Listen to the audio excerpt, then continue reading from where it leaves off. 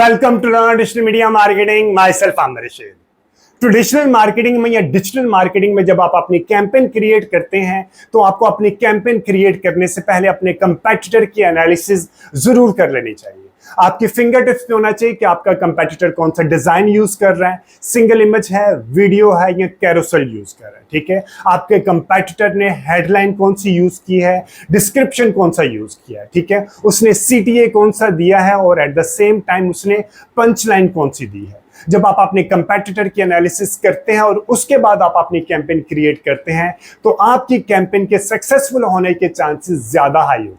ठीक है जी, फेसबुक में एक स्पेशल फीचर है जिसकी मदद से आप अपने कंपेटिटर की एनालिसिस बहुत आसानी से कर सकते हैं और वो फीचर है फेसबुक एड लाइब्रेरी। ठीक है जी, आप फेसबुक एड लाइब्रेरी के जरिए अपने कंपेटिटर के एनालिसिस किस तरह कर सकते हैं, इससे रिलेटेड डिटेल्ड वीडियो मेरे यूट्यूब चैनल के ऊपर अवेलेबल है।